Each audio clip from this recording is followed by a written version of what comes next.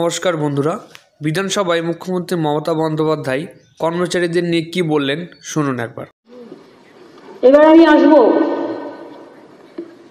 যারা মাঝে মাঝে নাটক করে সরকারি কর্মচারীদের মাথা খারাপ করে, তাদের মাথার মধ্যে একটা কিছু ঢুকিয়ে দেওয়ার চেষ্টা করে যাতে ভোটটা তারা পায়। সরকারি কর্মচারীরা আমার গর্ব, আমি বলি ওদের উৎসাহে কান দেবেন না। যেটা দেখুন, রাজ্য সরকারের পে কমিশন অনুযায়ী চলে, তার স্যালারি স্ট্রাকচার আলাদা, কেন্দ্রীয় সরকারের স্যালারি স্ট্রাকচার আলাদা, তারা তাদের মতো চলে। আমরা সিপিএম আমলে কত পর্যন্ত ডিএ হয়েছিল? 35%, 13,000 কোটি টাকা দিতে হয়েছিল। আমরা ডিও দিয়েছি কত? 2019 সালে আমরা 6th পে কমিশন চালু করি। তার আগে পর্যন্ত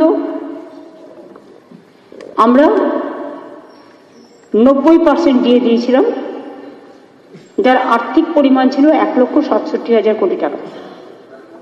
2019 সালে আমরা যখন 6th পে কমিশন চালু করি, এর ফলে আগের বেসিক পের সঙ্গে 125% ডিএ যোগ করে মাইনে 2.57 গুণ বৃদ্ধি হয়েছে।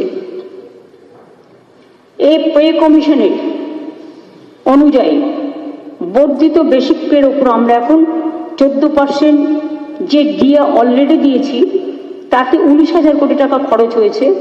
এই বাজেটে আমরা আরও 4% ডিএ দিচ্ছি, 18%। অর্থাৎ 2011 সাল থেকে আজ অবধি আমাদের সরকার ডিএ বাবদ প্রায় 25-26 বেড়ে দাঁড়াবে 2 লক্ষ কোটি টাকা। 75,000 কোটি দেনা শোধ করে, গ্রামীণ আবাসের টাকা না পেয়ে, 100 দিনের কাজের টাকা না পেয়ে, বাংলার টাকা না পেয়ে,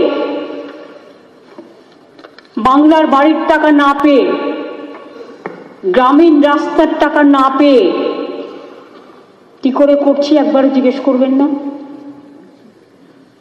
ক্রেডিট দেওয়া হচ্ছে উচিত। আমাদের প্রায় 94টা সোশ্যাল সিকিউরিটি স্কিম চলে, জন্ম থেকে মৃত্যু অবধি। তা সত্ত্বেও এবার দেখুন, আমাদের উইমেন চাইল্ড ডেভেলপমেন্ট বৃদ্ধি পেয়েছে বাজেটে 28.51 গুণ। ভিডিওটি ভালো লাগলে লাইক করবেন, কমেন্ট করবেন, সাবস্ক্রাইব করবেন এবং অবশ্যই বেল বাটনটিকে অন করে রাখবেন, যাতে আমাদের গুরুত্বপূর্ণ আপডেটগুলি আপনি সবার আগে পান। এবং সবশেষে ভিডিওটি দেখার জন্য অসংখ্য ধন্যবাদ।